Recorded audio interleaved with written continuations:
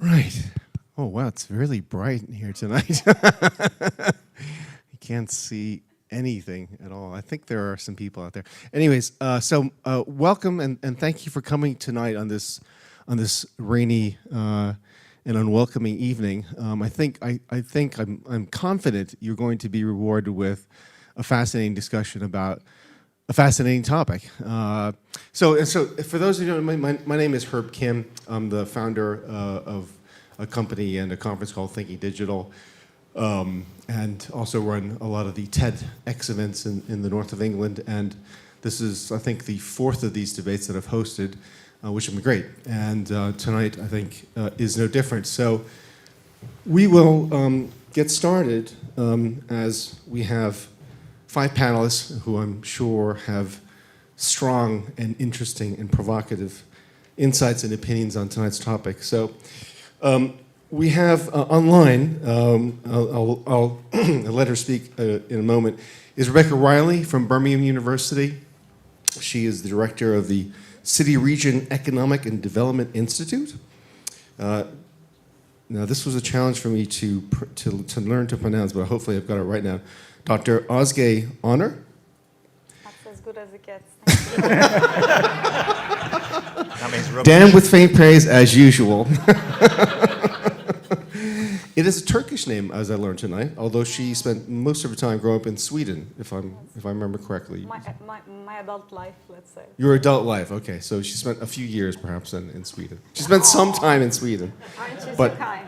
But is now an urban economist at Cambridge University. Professor James Cheshire, who is a professor of geographic information and cartography at UCL, there on the end. Tom Forth, coming us from Leeds, where he is currently he's the founder of the Data City and head of data at Open Innovations, which was formerly ODI Leeds, if I remember correctly. And the Data City is a startup that is seeking to provide, from what I remember reading about it, high quality information about emerging sectors of the economy. Exactly. I can tell you all the companies who work with AI in Newcastle. Wow, fantastic. For the right money. Okay. So are you trying to effectively take the Tech Nation report and make it better? I think that's been my goal for 10 years, yeah. Okay, good. All right. Well, whether we've achieved that yet or not is less sure, but that's what we try to do, yeah. Okay. And Philip James, the tall man there, director of the Urban Observatory here at Newcastle University.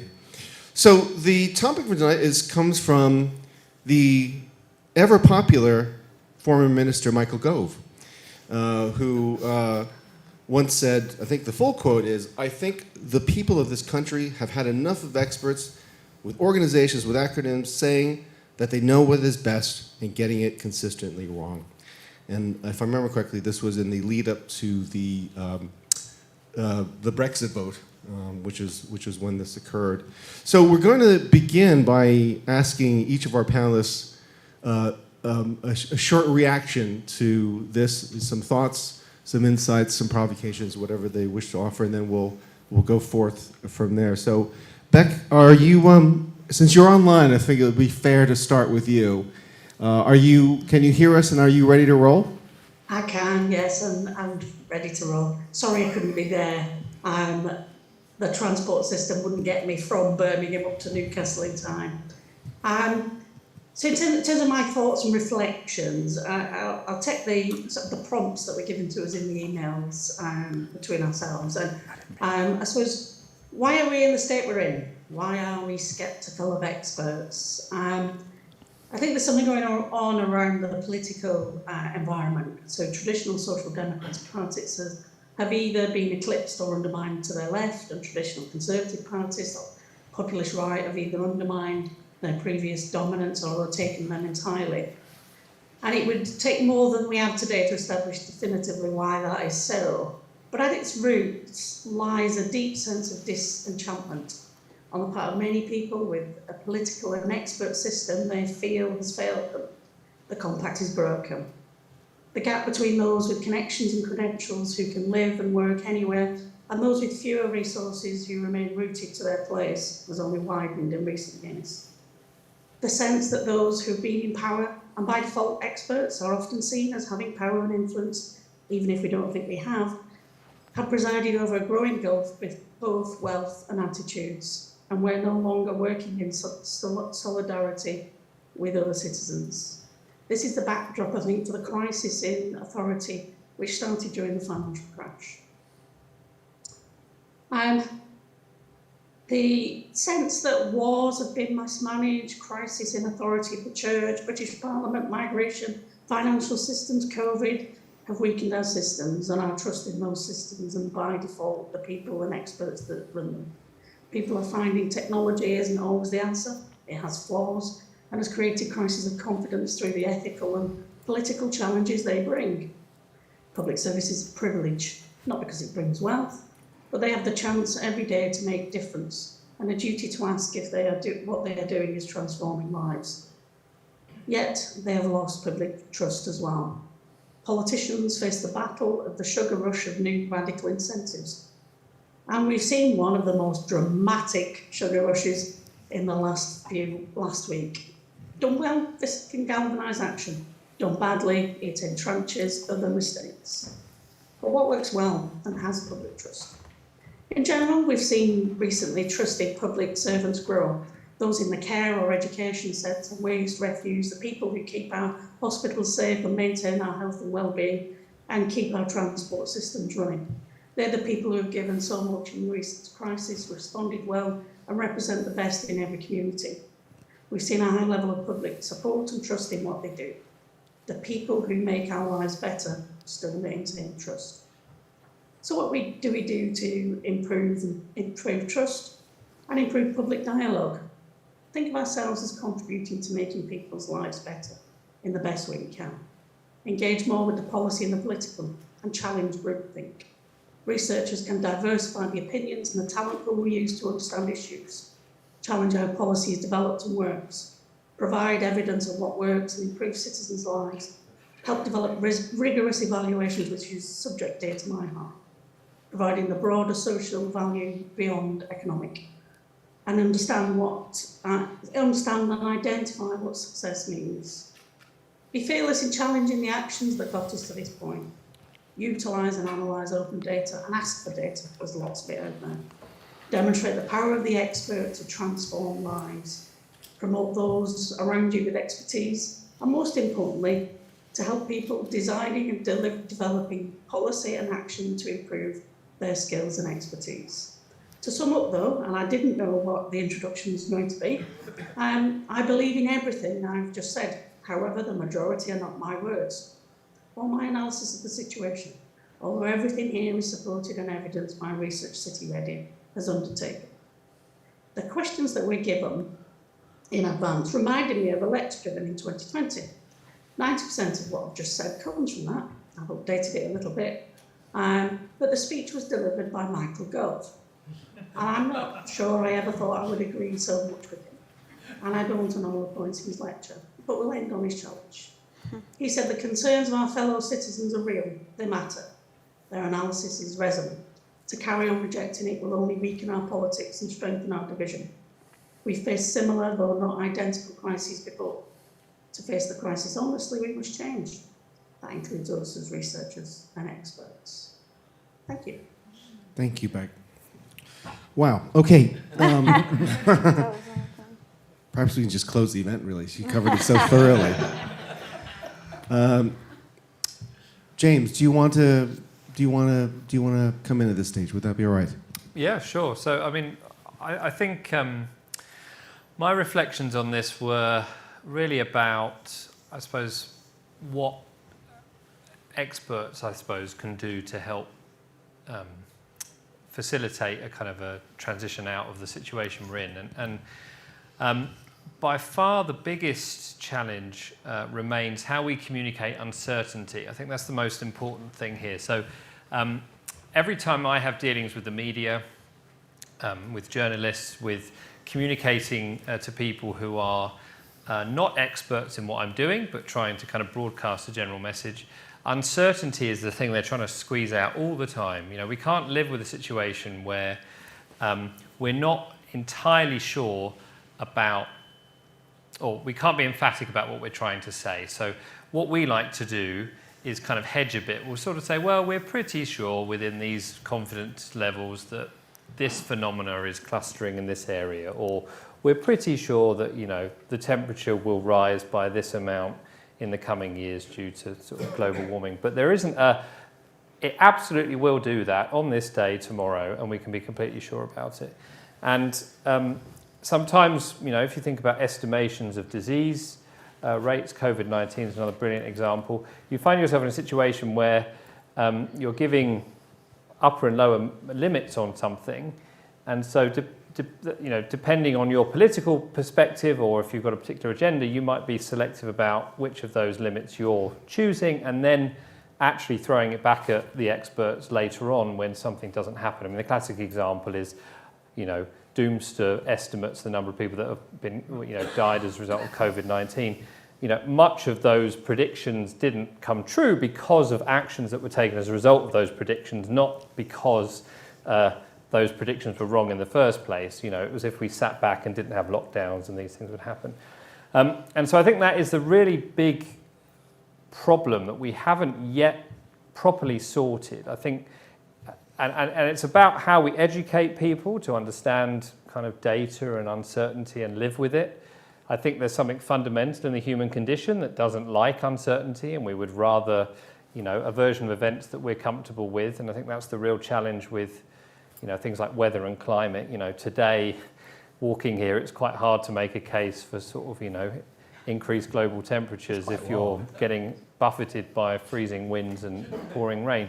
But that is the you know, that is the trajectory we're on. So that's the other component here. I think not just communicating uncertainty, but anchoring the kind of expertise in reality in such a way that people can understand and relate to. And I think that's the other challenging thing, because people's perspectives are different depending on their background. So again, you know, the crisis, the financial crisis that's happening today, you know, your perspective is going to be very different if you're recently taken out a mortgage that you're already at the limit of your affordability on, and now you're panicking that you're going to be able to pay it in the future, versus someone who is an outright home owner. You know, those sorts of things are another kind of interaction around how we prioritize and things like that. So that's really I suppose my provocation really is how we, I think, is an acceptance that we are not great at communicating uncertainty. Experts are not great at communicating uncertainty. And actually, I think we need to be better at that. And I think we need to make what we're saying somehow more relatable to people in order that they are reassured by, you know, stuff we say is actually going to happen, or if it doesn't happen, it's because there's another good reason that we may have already thought of. Okay, so just summarize, is what you're talking about partially at least a communication problem between the experts and I think it's a communications problem, but in a sense that I think underestimates the scale of the challenge, because it's not just it somehow goes beyond. You know, I think you can communicate a compelling story, right? You can tell someone something in an interesting and engaging way, but that uncertainty is still sitting there, and it might well come and, you know, bite you a few weeks later if it didn't come to fruition, or something you've said doesn't quite come to fruition. So it is, you know, I think it is a fundamental chink in our armour that, you know, it comes both from communication, but also much bigger questions about education, about how we are, as a society, are comfortable with things that we're a little bit uncertain of, but still able to make decisions about.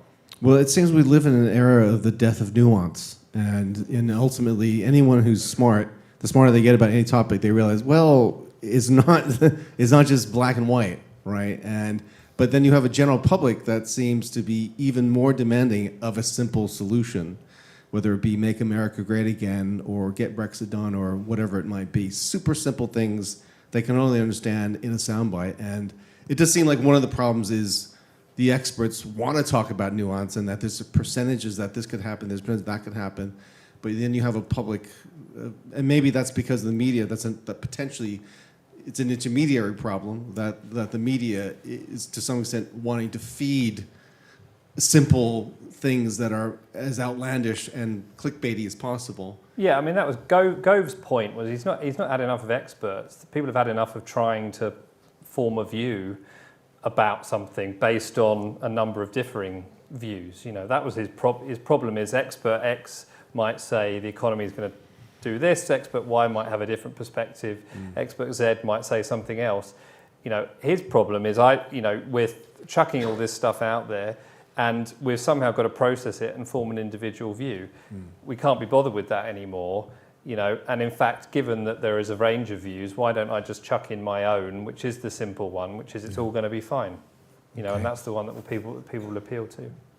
Phil, if you want to contribute now, it'd be useful as well, maybe, because, I mean, obviously we know each other, but perhaps to give a little background about yourself and maybe why you're here tonight, and of course, some thoughts on the topic. Well, I've literally no idea why I'm here tonight, but being not an expert in anything, really, very much a generalist. So my background, so I have a degree in Japanese. I work in an engineering department as a professor, and I mainly do computer science. So I'm completely and utterly unqualified to talk about any of it, essentially. That's my start. You're an expert in many fields, that's the thing. Well, yeah.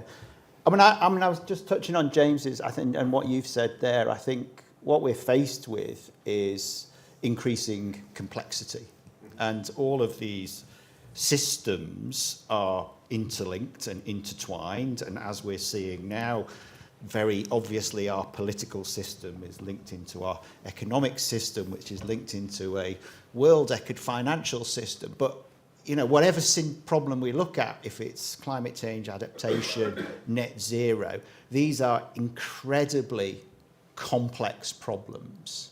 And as you say, the solutions are incredibly nuanced. And I think one of the real challenges is that all of the solutions means there are winners and losers. There is no solution to any of these things that works for everybody.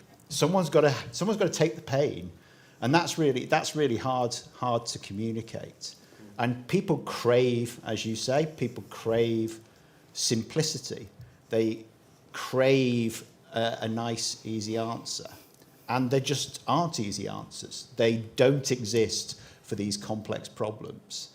And so, you know, from my perspective, the role of an expert is to not provide answers. That's the wrong thing. It's to start the conversation. It's to start the conversation and provide better questions and challenge people and say, okay, yes, but have you thought through the consequences of that? Is it all right that this group suffers from this policy that we're implementing?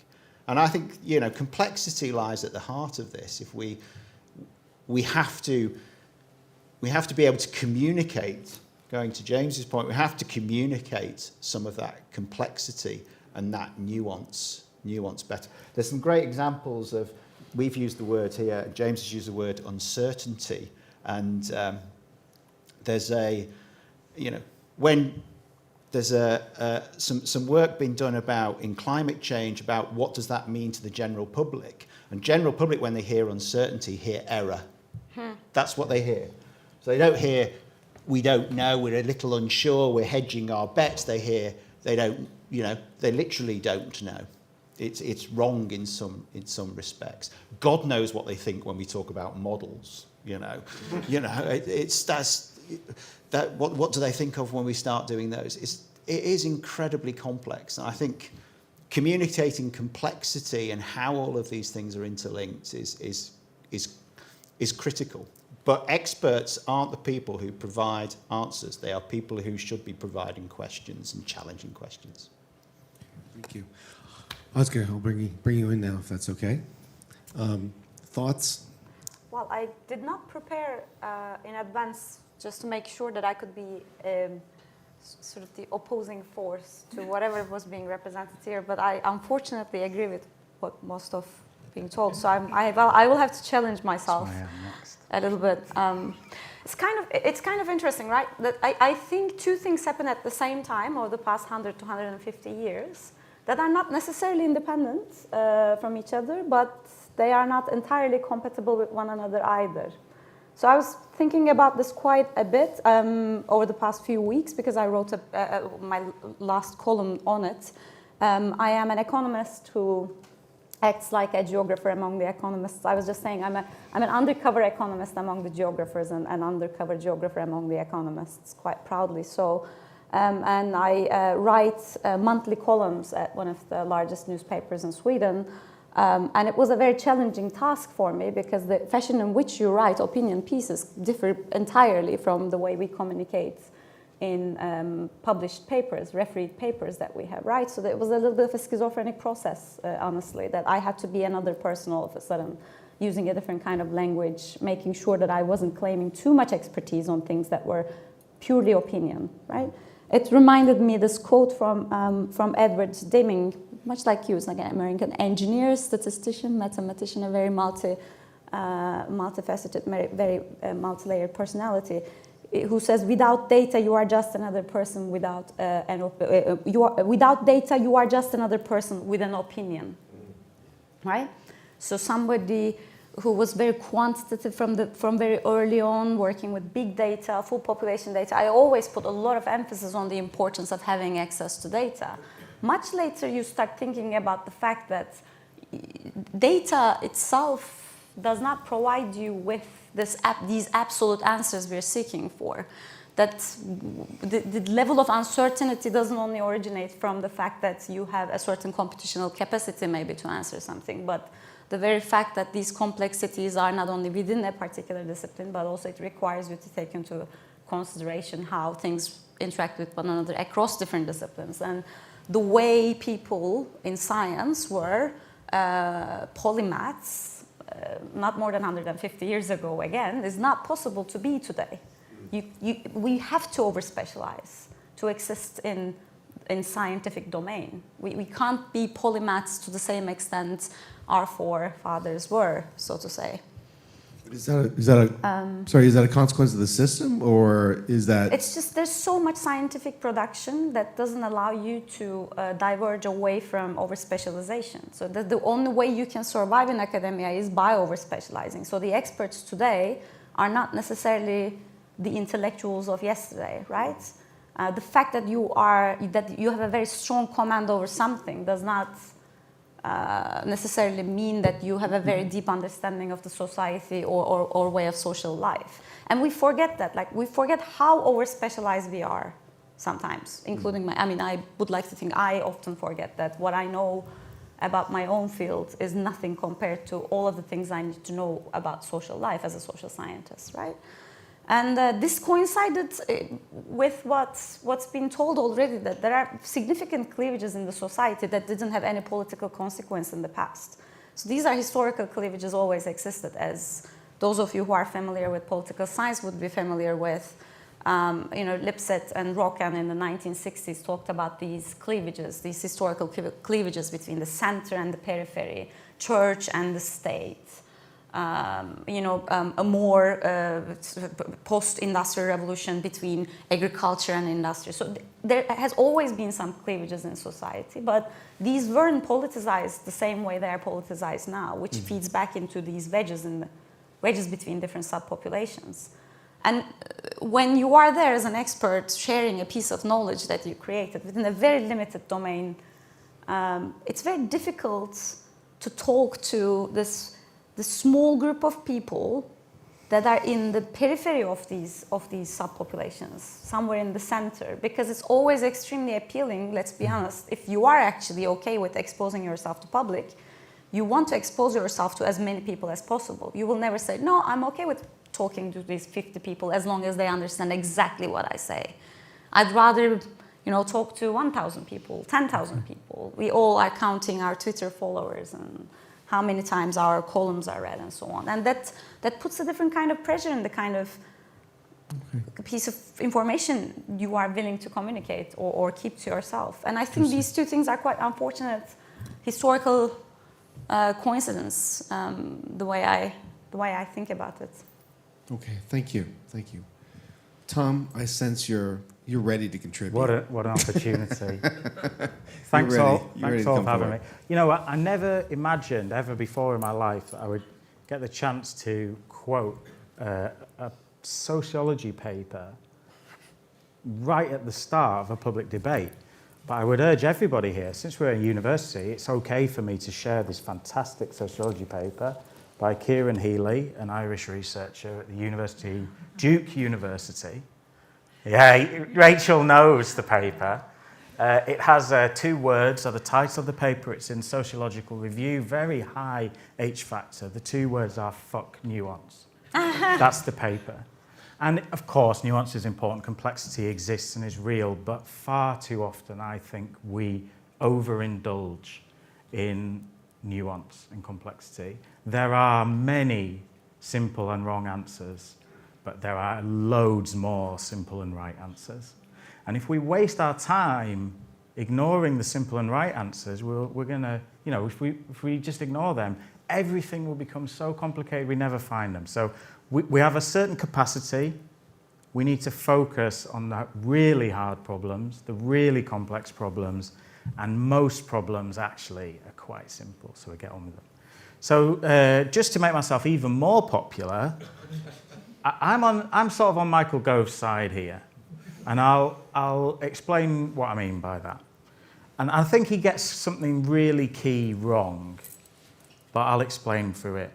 I think there's 2 types of expertise. I think there's transferable expertise and there's non-transferable expertise.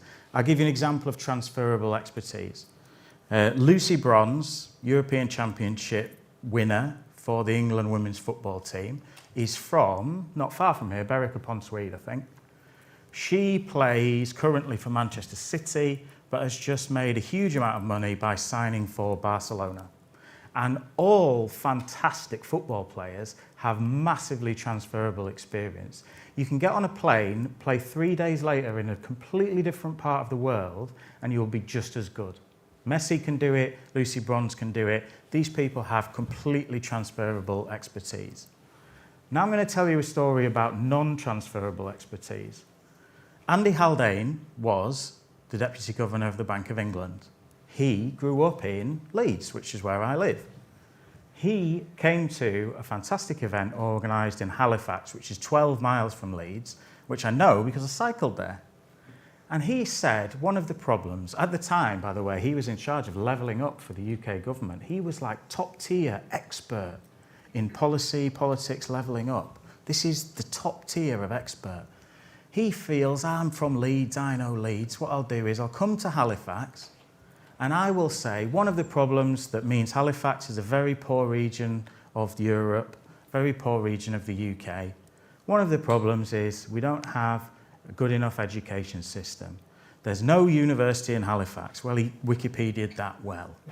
But then he said, and that means that talented young people in Halifax are looking towards Leeds to go to the nearest university. Everybody in the room is cringing.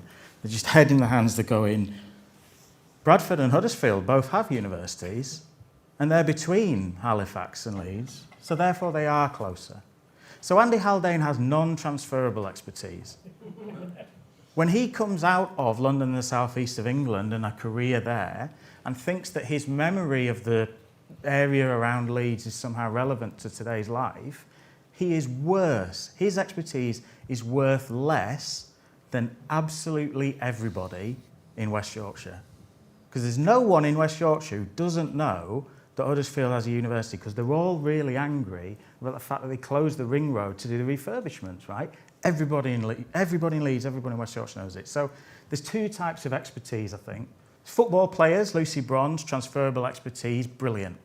There's non-transferable expertise, that's people like Andy Haldane, perhaps. And I'll just give you the full quote, because before Michael Gove said we've had enough of experts, he said something more. He said, I'm asking the British public to take back control from those organisations which are distant, unaccountable, elitist, and don't have their interests at heart. I think the people in this country have had enough of experts. And then it continues. Mm-hmm. So I do have an issue with Andy Haldane leading on Levelling Up, given that he's telling people in West Yorkshire that what they need in Halifax is to have a university. And he doesn't know which are the nearest universities. So there's 2 types of expertise. Do we need more expertise? Yes. I think we need loads more, because we need the people who think about developing policy in West Yorkshire to live in West Yorkshire. We need people who develop policy in the North East to live in the North East. Where we have probably too much of experts, and where I'm frankly a bit sick of them, is when you have an expert who comes up on a train to Halifax, says how lovely it is, and doesn't know that there's a university in Huddersfield. That's a waste of my time. So yeah, Michael Gove, I think he was largely right. I have had too much of experts. His diagnosis is correct. His solution largely seems to be completely wrong, because his idea is just disparage experts, make them not count. My solution is to actually have better experts, better because they are local and they know what they're talking about. Spicy. Thank you. The one and only Michael Gove fan here. So, well, I think you talk. Obviously, your point about experts. We've heard some about communication tonight, which I think is totally true. We've heard about in some ways a demand side, if you will, a larger population that either isn't educated about understanding nuance or being willing to put up with nuance. Obviously, you were against that entirely, but so I just wanted to. This problem to me is it's like a mirror of all the decay in Western society today. This general topic, right? The loss of, because it touches so many things, which is the experts themselves, which is partly your point. There's a question: are they truly experts? Are there people opining on areas? Clearly, in the case of Andy Hedley, it appears that he was, that they shouldn't be pretending to be an expert in, but they are. We nearly hosted a talk in another conference that really wanted to kind of take down, not take down, but to point out that there were a lot of problems in modern science, and that was the point of the talk in terms of the quality of the research that was coming out, the way perhaps it's being hyped up. There's also potentially, but so I think if we start with and then there's also, remember there was a book for a while ago. This is called The Wisdom of Crowds by James Sarawicki. Does that book ring a bell? Where part of the book is he tries to talk about where does crowdsourcing wisdom make sense, and where does actually domain expertise make sense, right? That's clearly not equally the same. I assume crowdsourcing a heart operation probably is not going to be a great idea, but there clearly be other areas. Is there an expert problem? In other words, let's start. As a panel of experts, perhaps you guys can tell me. Is part of the problem, and I'm not saying that this is it. I think, to be fair, the problem is everywhere, right? I think there's a problem in the receivers of expert wisdom. I think there's a problem in the intermediaries, whether the media or politicians, but possibly also in the experts themselves. So I just thought, the idea that the experts need fixing is that, clearly you have some issues there, so that's clear. Other members of the panel. Well, I think, the politicization of this is really interesting, right? So the footballers are not political. They're not making political, I don't know anything about football. I couldn't care less about football. And actually, I quite enjoy saying that sometimes because it really makes people angry. But, football is not something I really connect with. But I can understand that, it's not a political decision necessarily whether a player goes one way or the other. Whereas the Haldane, I assume, was a political appointment, and it was with a political agenda, and you don't know what's going on. And so the argument there is actually that guy, he's not an expert in what he needed to be an expert in, which was how to sort out levelling up in, Halifax and Leeds and that sort of thing. So I think there's a case to be made for the poor kind of appointment of expertise. I think there's a further case to be made, which is actually about, and it is another communications point really, it's about learning to say things that exactly what I agree with, that are kind of actionable, rather than just sitting in a room and saying, well, these are some very complicated problems we have. Giving tangible actions which people can then pick up and run with, I think is quite an important aspect of this, which we're not very good at actually. If you put the kind of my world of universities, academics like to, before even you have a meeting, you can have a whole conversation about the definition of what we mean by meeting, before we even get into the meat of the thing. So that I think is a really important thing that we do need to kind of get past. And then the other thing which is really interesting is this local versus, in a sense, kind of global knowledge, this intervention, this idea that you can, it's what's happening on your doorstep, but then how that interfaces to the rest of the thing. I think bridging that gap's really hard. And one example I'll give of that is a few weeks ago, I can claim to have gone truly viral on the internet by doing a picture of the satellite image of the UK during the heat wave, and it was kind of yellow and parched and a nightmare. And I put this out, and it was tweeted. It was seen by, I don't know, like 10 million people on Twitter. I think on Reddit, it was the front page of Reddit, various things. Anyway, I mean, the amount of stuff I got, in response to that, but it was all people saying, I went for a drive this afternoon, and I looked out the window, and I could see fields of wheat. That's what you're seeing on the satellite image. It's all very yellow here because it's wheat. It's nothing to do with climate change, And I was getting emails, and people were emailing me, people were messaging me on Twitter, and my massive takeaway from that was actually, I was sat in East London watching like a block of flats that had just caught fire on the hottest day of the year, feeling absolutely terrified about the prospects of kind of like, what 40 degrees heat is going to do to our cities. That's my experience of the world. But then, other parts of the UK that were, still badly affected, but not in such a way that people's daily lives were perhaps being as impacted as they thought, or they were convincing themselves that it was just summer and it was hot. They were looking out the window saying, well, this guy's wrong, he's talking rubbish. I got people saying you doctored the image, you've made it more yellow than it needed to be. There's all these conspiracy theories about what my agenda was and all that stuff. And that in itself is a really interesting, it's this local experience relating it to the bigger issue.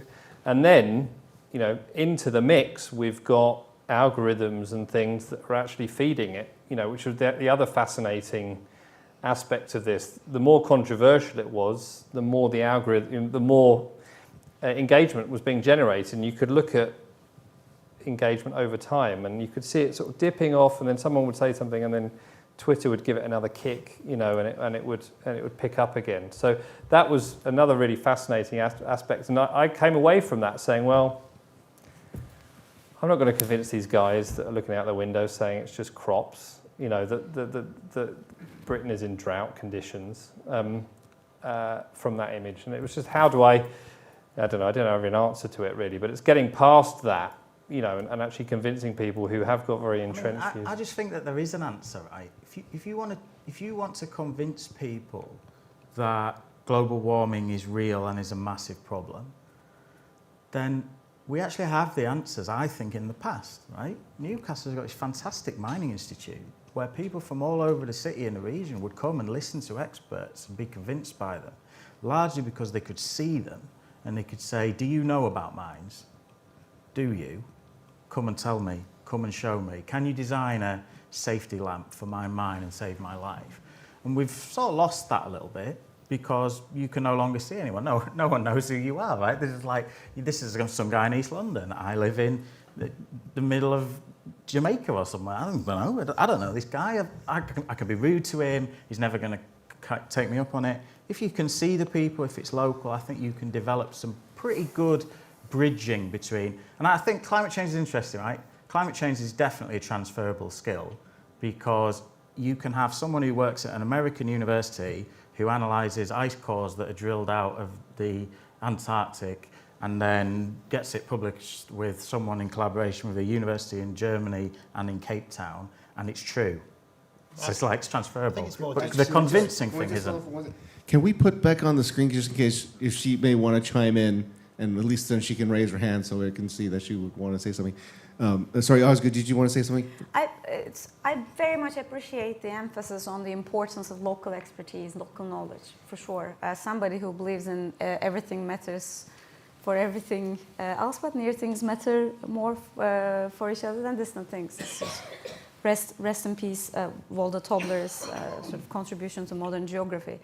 That being said, the example you provided us with has nothing to do with expertise, in my opinion. It's not about science communication. It's about lack of political intuition and political narrative being broken more than anything else. I mean, I wouldn't expect any politician or anybody who is in a political position to have a particular expertise on anything, let alone.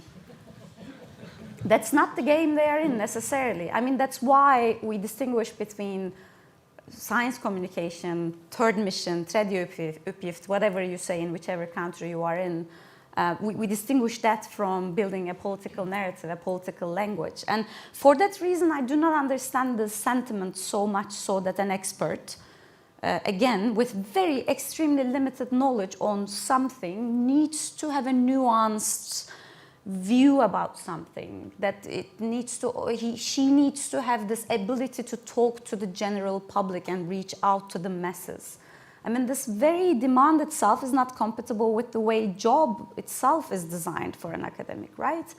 It's quite funny because in Sweden, actually, in 1977, they passed this as a law, as a part of Higher Education Act, that the universities were going to be assessed by their capacity to communicate science with the general public. All of a sudden, it became an integral part of your job description, that you weren't motivated or encouraged to communicate what you were doing. You were obliged to do that, right? Now, all of us who are in academia know very well that you have to have some outreach activities. You need to be able to communicate what you're doing with the public. Every time you seek for funding, you need to clarify exactly how this is going to have some societal impact, particularly for those that are not engaged with academia and so on. If anything, I think there's excessive demand on experts communicating with the public, that we need the middleman, so to say, who can operate between these experts and whoever is building the political narrative to address the important issues. I don't think it is experts' job or within their capacity to talk to the masses, to be honest. It shouldn't be. I mean, an expert allocating that much time into understanding, building capacity to talk to so many people would never be able to allocate the right amount of time to her expertise to begin with. It's technically impossible. Phil, I know you were eager. So I think one of the things that's happened underneath is perhaps going back to your point about the imminent collapse of Western democracy, is that we've conflated the idea that everyone has an equal right to an opinion to everyone's opinion is equally valid. And then anyone can say anything. And their voice is, and that's just fundamentally wrong. You know, you can replace the word I believe and I think with I prefer the idea. And every single sentence, just about, someone will come up with an exception in a minute, but every single sentence where you say I believe, I think, you can say opinion is just a choice. You prefer one thing or the other. And opinions become meaningful when they start to converge slightly with fact. And I think underneath, and the reason why James gets thousands of email messages from people who have an opinion and they feel that their opinion is equally valid, and because they believe it. And I think somewhere underneath we've conflated these ideas that all opinions. My car's going in for an MOT tomorrow. And you know, we've got Rachel here in the audience, and she's an expert in many things, and it's got a funny rattle. And Rachel might have an opinion that it's the brakes, but I'm going to trust the mechanic in who I'm taking it for, because I think his opinion is going to be driven by experience and by facts. And I'm going to trust him slightly more. So all opinions aren't equally valid, but we've conflated this idea that I would defend, and there's not many things I would defend violently and physically, but I defend everyone's rights to have an opinion, but I don't think they're all equally valid. And I think that's what's happened underneath somehow. And in the modern era, I mean, we haven't touched at social media at all today, which is kind of amazing.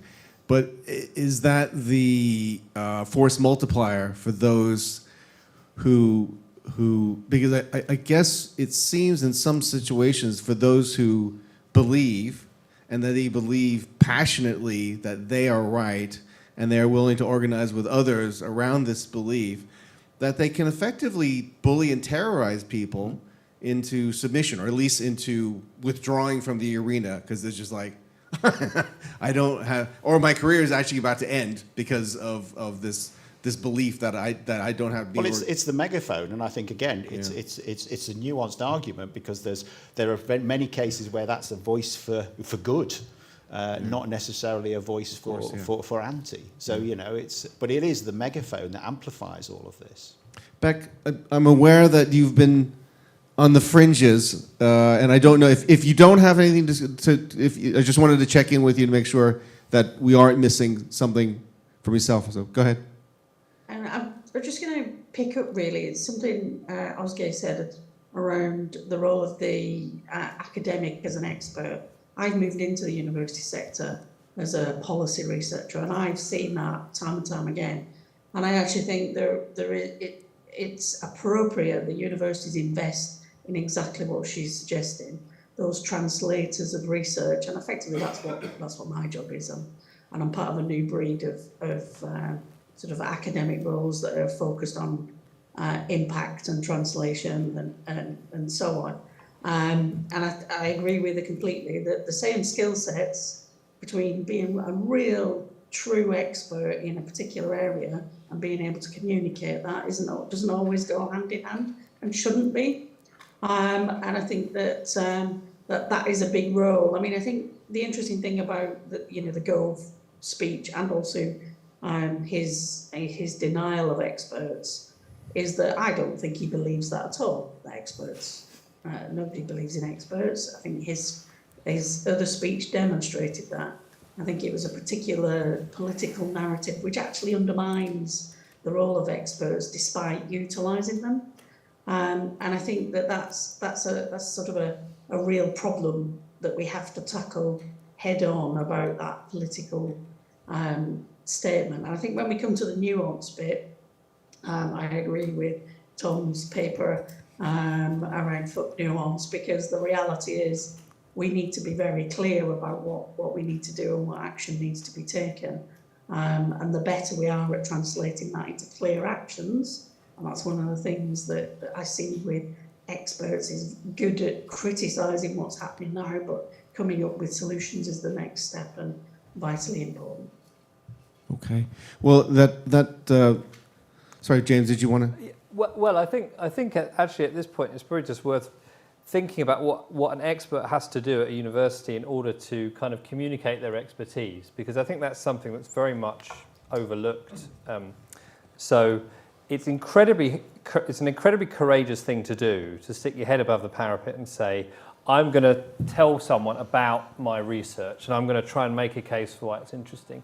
And the reason it's courageous is the first thing that happens is people say it's boring and I don't understand it. The second thing that happens is people say it's wrong.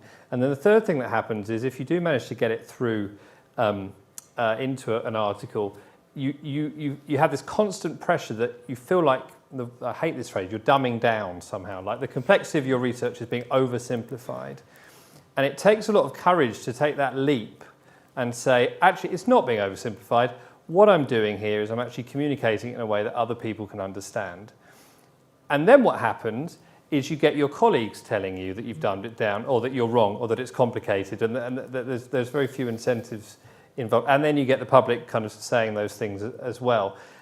And then the other thing to say, actually, the power dynamics here are really something that you've got to be sensitive to as well. So, when I was a PhD student, I did some stuff in the media I got tons of abuse for, really. I had a whole Forbes article written on why a map I created was wrong.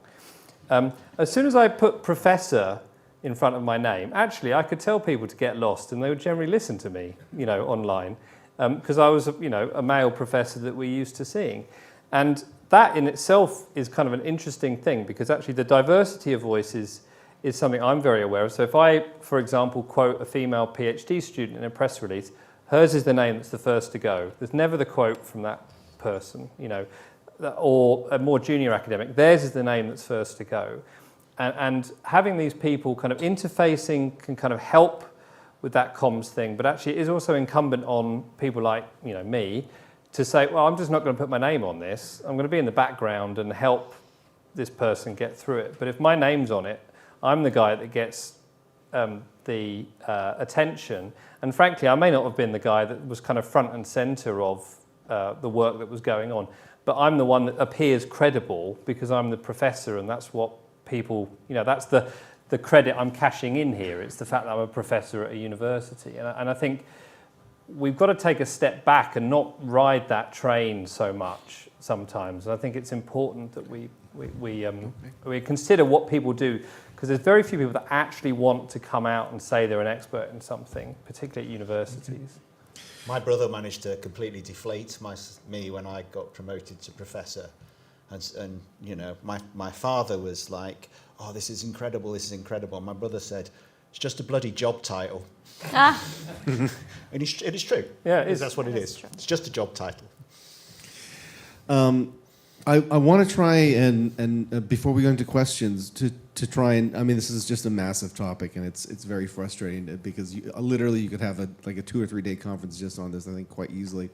I wanted to try and challenge the panel to think of a thing they felt that we could change, whatever that might be. So this is an imaginary thing where you control the world. Now, Beck, if I heard correctly, it sounded like one actually very practical solution was almost a kind of installing a sort of Delta Force layer of communicators that would be, their job would be solely about being able to credibly understand the science or the research or whatever, and be able to communicate that in a way that was both integral to what they're communicating, but understandable and God forbid, compelling to a wide audience. Was that roughly correct? Yeah, we actually have an academic pathway that is around it. So we have a teaching, we have a research, and we have an impact pathway now, straight through to professorial level. And I'm an associate prof on that. Great. And I think the good thing about that is it raises, there are plenty of people out there who would rather do that impact route, but there isn't, as was mentioned, there isn't actually an opportunity for them to do it. Yeah. So I think that is a really good way.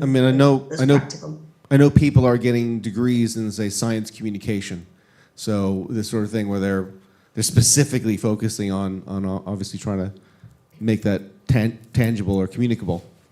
What has tended to happen here at Birmingham is, and I know Newcastle is the same, is the people that are coming in to do that role are ex-public or private sector researchers or policymakers. So they understand the language and the processes that you need to impact. Okay. Tom, which, if anything, you don't have to have an idea. I've got a good idea. First of all, I'd just say, politicising inherently expert fields is a really bad idea. Mm-hmm. We all know a town in the north of Ukraine where they politicised an idea that should have been left to the experts who control the Chernobyl nuclear power station. Right? Mm-hmm. This was a largely politicised catastrophe. So clearly we shouldn't politicise all areas of expertise. That would be a bad idea. The question then for me is how much of expertise is politicisable and how much isn't? My suspicion is that most of it is. And the way that we do that better, in my opinion, the one thing that we do better is we just look at places that are quite near to us who have been better at engaging with and following expert advice. So very close to us, just 50 miles or so north, there is another country within the UK, Scotland, that has regularly followed expert advice while the people in North England have not. They voted with the expert opinion to remain in the EU, which is what Michael Gove was talking about. They voted with the large majority, not huge, large majority of expert opinion to remain in the United Kingdom. North England didn't do that. And I think the key difference there is that Scotland is 5 million people, where the people who they are going to have discussions with around the politicisation of expertise are quite close to them. And the people that we're meant to have discussions around the politicisation of expertise are not anywhere near us. So what's the solution to that then? So we need to go back in time, and everyone here who lives in the North East needs to rethink why you voted no to a North East Regional Assembly. Because without that, I don't think you're telling people that you want expertise to be near you. You're saying, when you vote no to a North East Regional Assembly, I pick on the audience now, it's always popular, that Kim. Kurd. Sorry, when you say no to that, you say, nah, expertise can be miles away. You have your expertise. I don't want the expertise here. I want the expertise in London. Andy Haldane can tell me what to do about skills policy, Okay. Gateshead. So that's what you have to do. Localization, regionalization. Yeah. So things like Well, things like the USA. city regions. Yeah, states, strong municipalities in the USA, I think, are a really good model. Provinces in Canada, states in Germany, Sweden's quite decentralised. Everywhere else, basically, it's just the UK that has decided we'll just have everything in one place. It's Okay. bizarre. Thank you, Tom. That sounds a fair description. Ozga, Well, are you so gonna we fix can it? wish anything, Anything. knowing that it's not going to go happen. big or go home. I think No, don't. you touched on it a little bit, but I think gatekeepers are extremely important in this process. Like the very fact that who decides who has voice? We would like to think that there exists some very rigid power structure that cannot be broken, but it's often down to this one individual who decides not to be so tribal, who would like to give voice to people around her or him that may or may not think like her, like him, but that they prefer that this person has voice because they're intellectually honest, right? So if one thing I could wish, and I know that it wouldn't happen, that I wish we weren't as tribal as we are among the experts, like among the people that are actually working in academia or academically oriented realms. Okay. That's, or at the very least that we were a little bit more honest about the how fact could that we are we- just as tribal as the rest of the society, if not more. How could we try to achieve that wish, you think? Is there something we could, other than Just an edict if from- you are ready to take the heat. I mean, today I am invited by somebody who I don't agree with on every single issue, for example, right? That you reveal yourself and you make a statement. You try to argue for what you believe, and in return you listen to what the other person has to say. And sort of this kind of intellectual honesty is something that we shy away from because the penalties are so harsh that you don't want to be exiled from a particular community, a particular tribe. So you sterilize all of the conversations. And I think, I mean, personally, I try to be as authentic as I can be to see how it works out, and it worked out. Okay. Touch wood fairly well, and that's what I would want more of around me, if anything, I think. Just one quick thing from before. You talked about the fact that this idea that every expert or academic should be under pressure to be able to communicate to the. I was just wondering if whether or not for people who are aspiring to be, say, tenured professors at a university, that as part of their path is that they are taught about about how to communicate and about. You're shaking your head, so you think that's a terrible idea. I think standardizing the kind of weight you put on science communication was an absolutely silly idea. It works at the institutional level, so don't get me wrong. Requiring universities that operate with public funding to engage with science communication is one thing. Translating that obligation directly to the researcher is completely idiotic. Okay. That's what I'm saying. So that's why I'm in favor of these different pathways, exactly like it's described previously, right? That some people are going to be better with science communication, others will be better with teaching, and some will be very good with research, but not with the other two. And you have to have this kind of flexibility at the individual level, and then you can have all sorts of visions at the aggregate, right? Okay.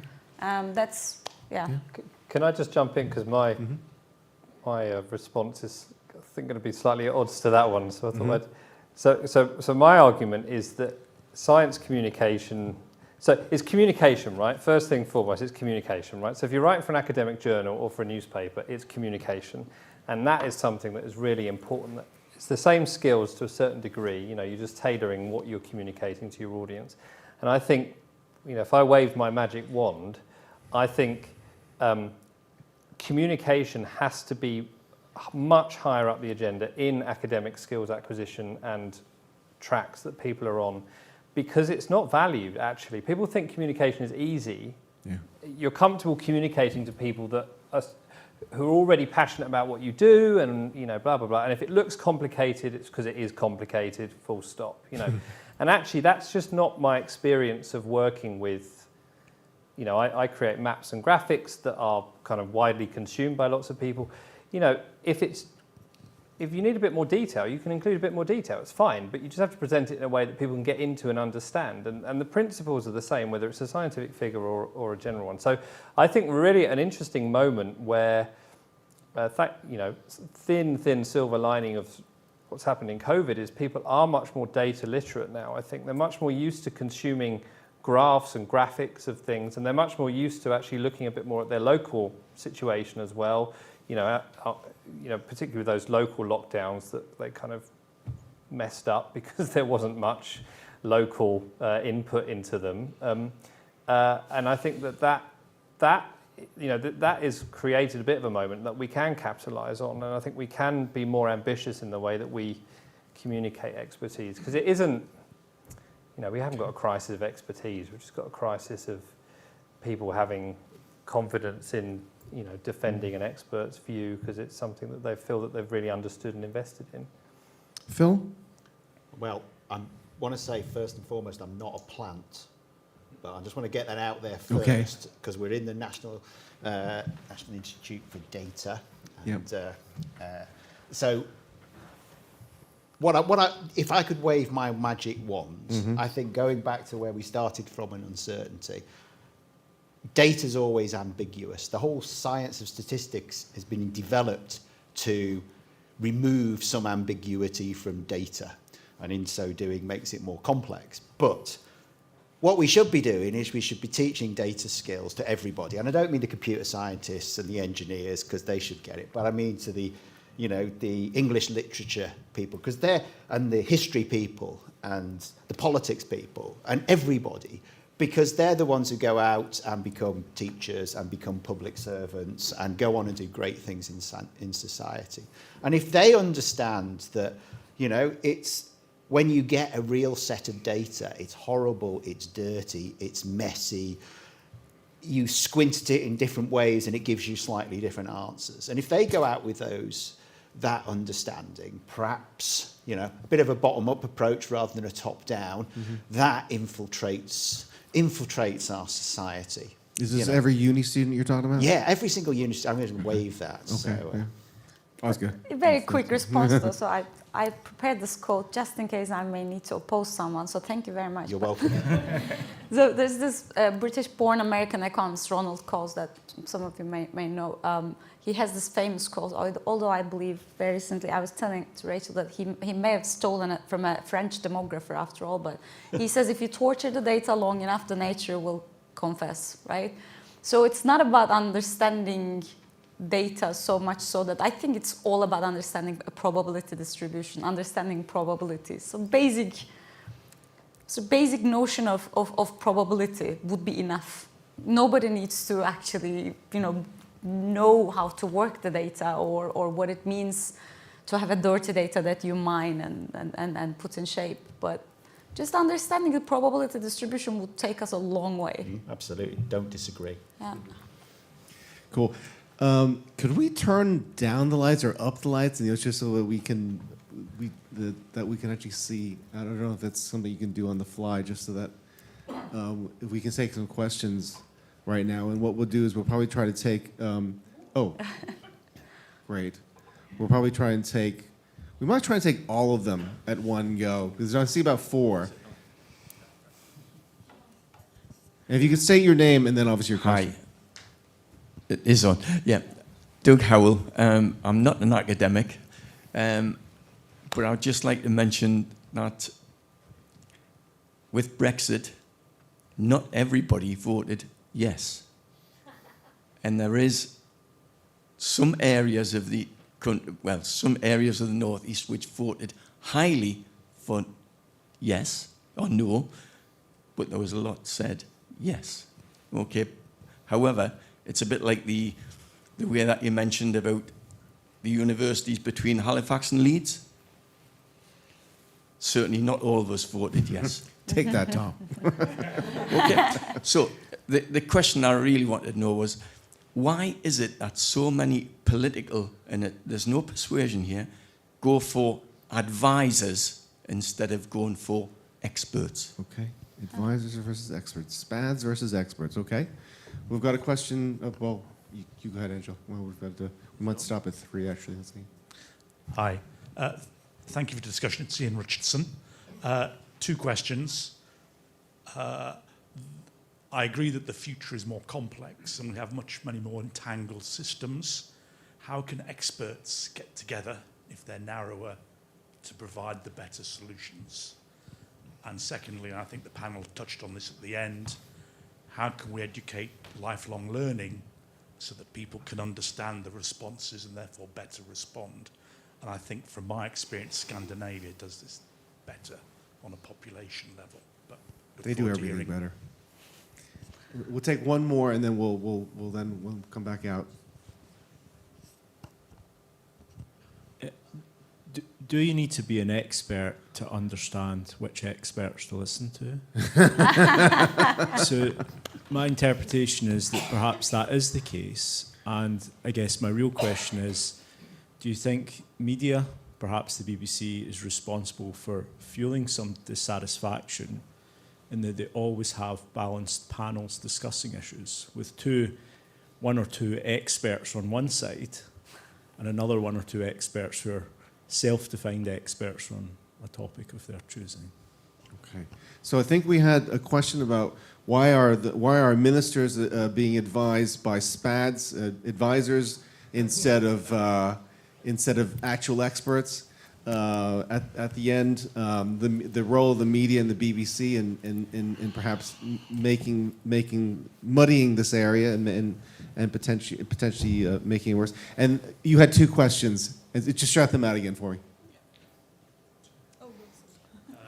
one was about how experts can get together. Yep. So bringing maybe these like a scrum specialized team to provide solutions that can better Okay. communicate. And how do we educate the population lifelong learning? Lifelong learning, yeah, fantastic.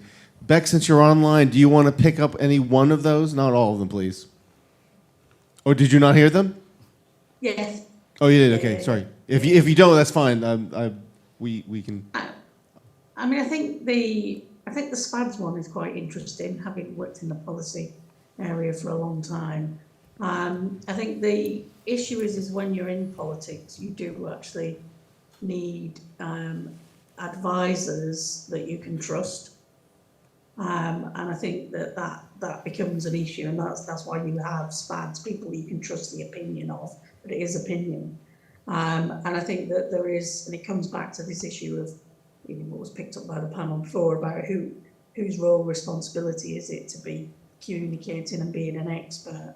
And I think there are routes to doing that, and I think understanding how you influence the SPAD. In my previous role, we had a very structured approach to selling. We were taught how to sell, and that you identify the people who make the decision, the people who give the technical advice, and the people who, in that case, buy things. But I think the important thing here is who gives the technical advice, i.e. the SPAD, and who makes the decision, and what's your best route to influencing that SPAD. I don't think you'll get rid of the SPAD process because politicians need people they can rely on, but your route to that SPAD is the key thing. And just sorry, so special SPAD stands for Special Advisor, just in case. I'm sure most of the audience knows, but if in case not, I just want to make it clear. Panel reactions to any of the other questions or that. I wanted to pick up on the one about how do we get together, how do we get academics together, and I think about 8 or 9 years ago I first heard the words transdisciplinary, and I think about 3 months ago I understood what it actually sort of meant, and it's bandied around. I don't think we do it at all, but it's a goal, let's go for it. And that is the idea that rather than we've been pushed to do interdisciplinary research, which is, you put a computer scientist with a sociologist and hope something magic happens. And sometimes it does, and sometimes it doesn't. And transdisciplinary is, as far as I understand it, and someone will probably correct me now because I've got it wrong, even after 10 years, is where we actually sort of, those people are transplanted almost into that discipline and move into that discipline for a particular amount of time. And I think that's, if we can crack it, which is a big if, I think that's the way we can start to do it. So, if the dream of transdisciplinary research becomes a meaningful reality, and I think there are some good examples of where it's worked, if that becomes more mainstream, I think we've got a fighting chance at starting to think about it. What's interesting is some of our funding bodies now require, NERC, which traditionally has funded blue sky scientific research, now is much more interested and not just paying lip service to having the sociology and the psychology associated with that science as part of those grants. So I think there are green shoots, and but that's, I think, a way we can try and tackle that problem. Okay. Any thoughts about the media and the BBC? Or James, did you have a different reaction? Well, I was going to pick up on it actually relates to that, I think, on the Okay, great. how can you define judge what an expert is? Well, so, tomorrow if he turns up to the garage and the guy that's dealing with his car is drinking a bottle of vodka and is surrounded by cars that don't appear to be working, I think we could be fairly confident that he may not be the expert you want to trust on your car, or at least that would flag a warning sign to you. And I think that is, asking stupid questions, or seemingly kind of obvious and stupid questions of experts. The university example is a good one. But if they're missing something blindingly obvious, then you can be skeptical of them. And this is something that I do all the time. I've worked with. I sort of have a slightly weird life where I'm an academic, but actually I spend a lot of time talking to other academics about how they can map things and communicate stuff. And often it's the most obvious question that completely skewers an idea. You can you just say, why is that like that? Why is that there like that? And often they're so into what they're doing, they kind of miss it, And I think having that dialogue and I think having that confidence is really important. I mean, another example I think that we can all relate to is I feel, when you go to the doctors or or a specialist consultant for something, often you feel quite intimidated by that relationship. You might be a bit nervous about asking the right kind of question, particularly if it's a time that's a bit stressful to you. And having eliciting the confidence in people to be able to say, well, actually, I've got a hard question I want to ask you. I think that's really important. And that comes back to the BBC point, because actually what the BBC response to that problem is we'll have three top-class economists telling us one thing's going to happen, and then to kind of balance it out, we'll find two guys in a pub to give them their view, and that's the really frustrating thing there, because actually what the BBC do is leaning on the two guys in the pub to kind of offer some of that challenge, when actually I think you can do it in such a way that is still somewhat you may fall one side of the fence or the other in terms of the argument you're making, but actually you're still providing challenge to people, and I think that's the thing we haven't completely cracked. Oscar, did you want to? It's much in line with what's been already said, but I like the the nature of the question. Do you need to be an expert to know which expert to listen to, or something along that line? Right? I think we lost this rhetoric, this valuation around public intellectuals in a way that I remember from my childhood, and my childhood resembles a lot more the childhood of the people here that were born in the 40s and 50s because of the lag between a developing country and the developed world at that point in time, although we see some convergence now. The thing is that in order for you to be an expert, you don't need to be an intellectual. On the contrary, most of the experts are not. They really understand very little of other aspects of life. And because they have so much confidence in what they know, they don't understand what they don't know, right? It's complete opposites. It's the complete opposite when you look at public intellectuals, which are very rare to find these days, that they don't need to have an expertise in anything, but they need to be able to follow what the experts say. So I feel like we lost the meaning of being a public intellectual. It's very difficult to make a living as a public. Like, how are you, if you are very lucky, if you're in the top percentile, maybe you have a best-selling book, right? If you're a very quirky personality, maybe you gain some popularity on Twitter and then you get a few television gigs. How many people do we have like that in any given country? So perhaps a push towards that could solve a thing or two. Angela and Rachel, do we have time to take these last questions, or do we need to? I'm getting mixed. Because it's almost 7:30 and we started at 6. Okay. Okay, hello, hi. Paolo Missier. So trust has been mentioned a few times, but probably not often enough. I think Phil mentioned trust in the context of his mechanic, and then there's a counterexample. Maybe you shouldn't trust the mechanic. So people don't like complexity, don't understand complexity, scared by complexity. I am an academic. I just about understand uncertainty. I certainly don't understand climate sciences, for example. So for people like me is not whether I understand the science. Most people give up on that. Is who do you trust? So whose story do you listen to? Okay, and then so that's a completely different level. So Tom will say, I trust the people are local to me. Okay, people near to me. Great, but it doesn't scale. I don't think. If you want to scale it up, then James has professor in front of his name. Fantastic.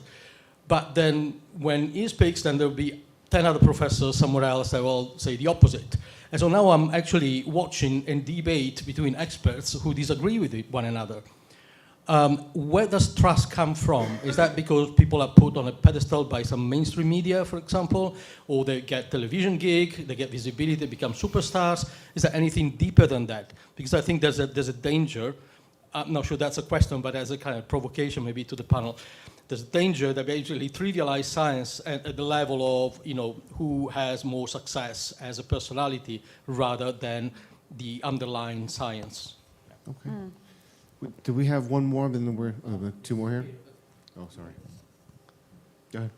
Thanks, and thanks for asking that question, because I was also going to ask about this trust issue, which I think is, really at the heart of a lot of this.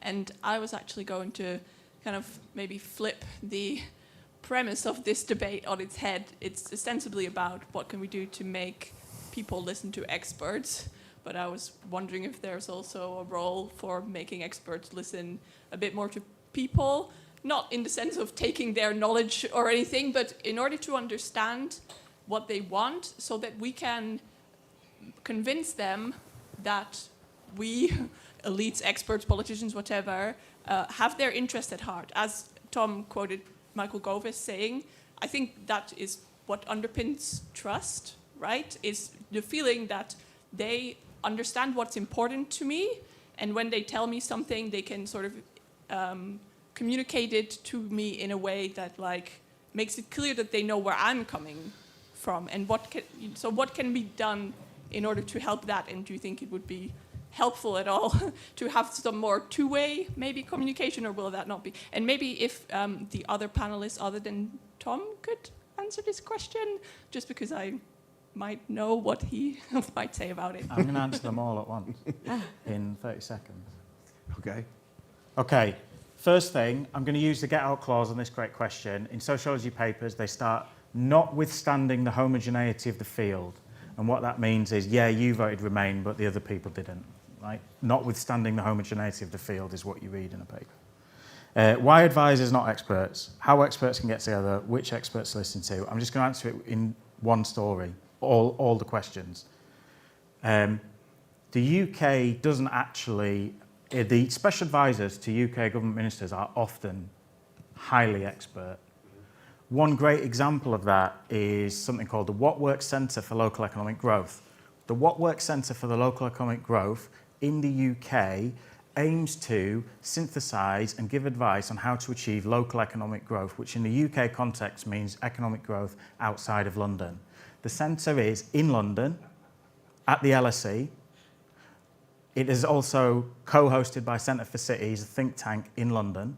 Every single person who works there lives and works within London or its surrounding area for commuting, almost every single one.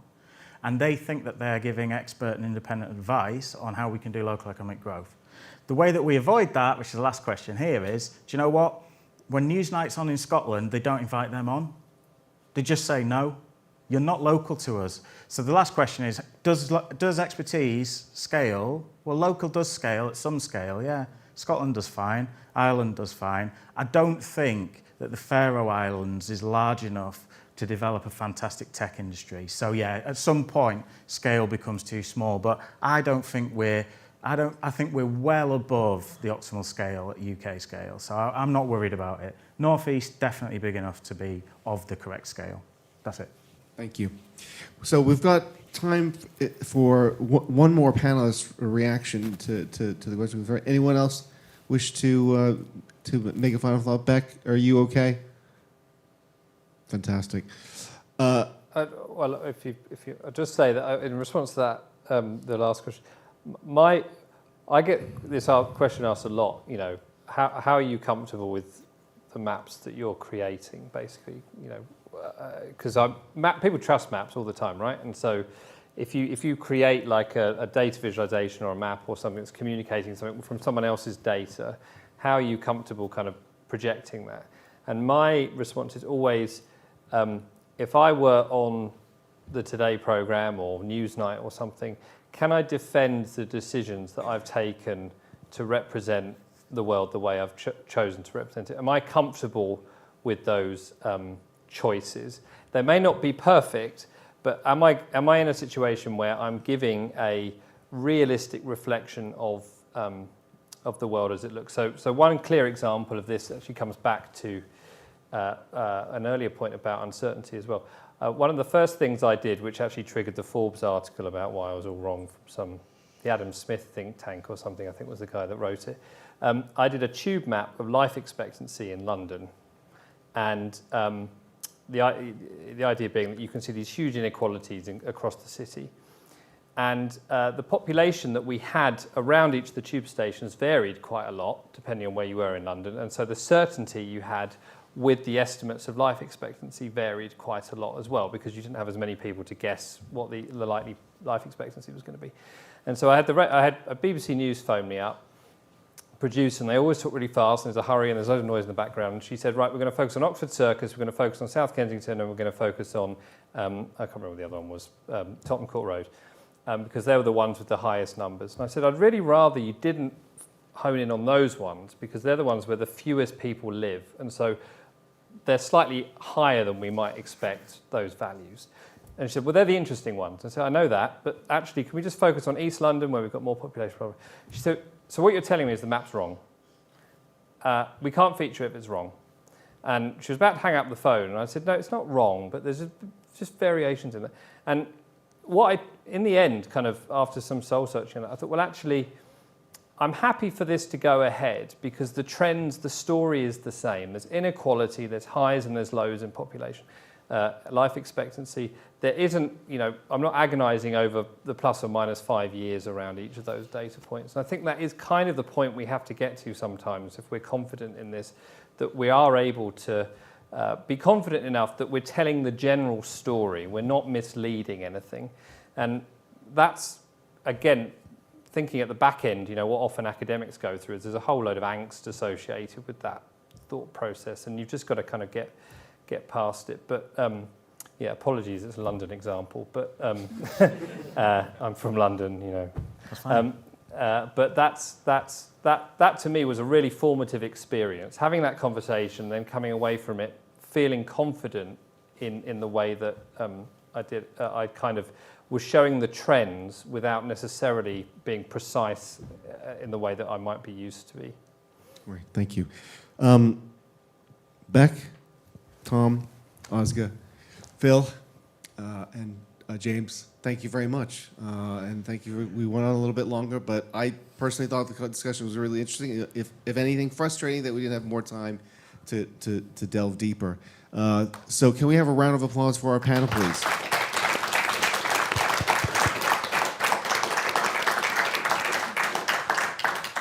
And a huge thanks for you for coming tonight and staying to the end. I'm sorry that we weren't able to get to all the questions, but Rachel was throwing daggers at me to stop. So we're back again in a month's time, the last week of October, the last Wednesday of October. So all that information will be online, and I hope you'll consider coming again. And I think we still have some refreshments and such like afterwards. Maybe? Yes. Cool. If you want a bit of a chat and a glass of wine and a snack, they're still out there. So thank you. Thank you, night. Thank you.